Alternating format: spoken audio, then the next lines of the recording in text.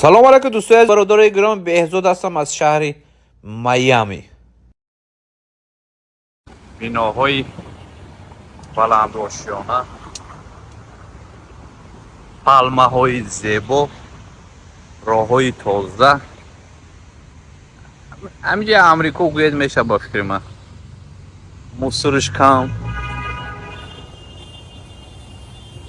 کم مهمان خونه جایی بوده.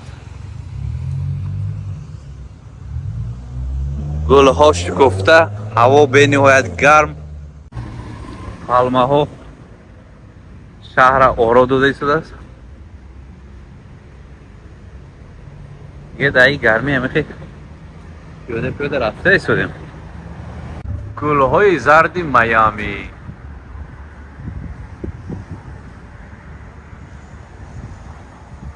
کی نام داره؟ کی میدونه؟ من نمیدونم. و این طرف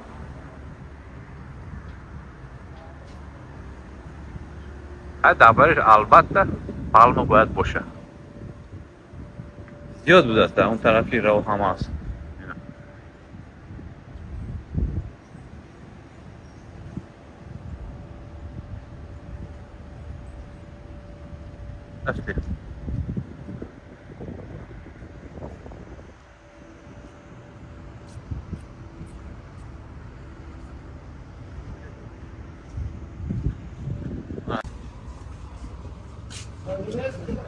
ها؟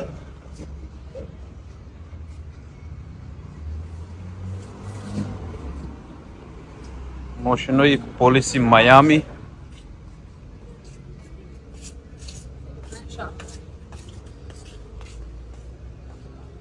CVS بدره.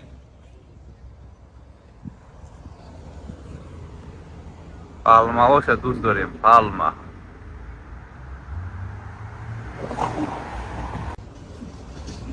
درخت پالمه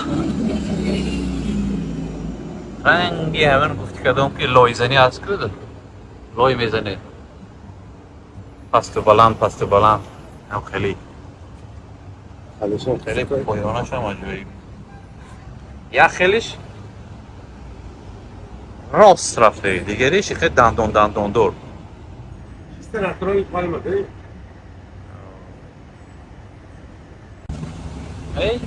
دیگه نمود.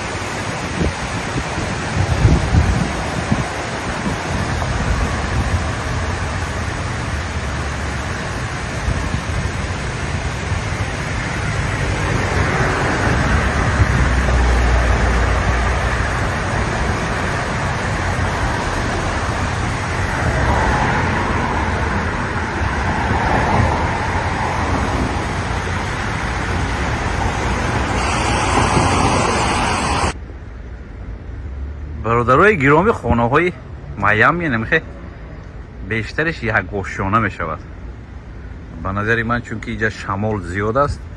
اگر دو گوشانه که کردن تیز همش برباد میره. این بالای بامش ببینید چه خوشرو.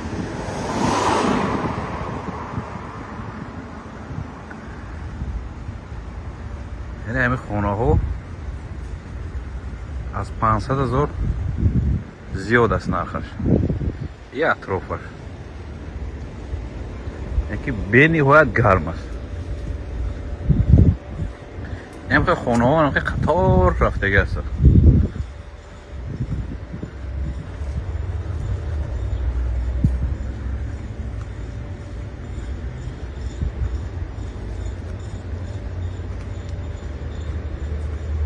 میلیون آدمو از تمام شتات بیرون از امریکا زیاد میبیه. همش به خاطر چی؟ به خاطر زیباگی، اقیانوس، استراحت.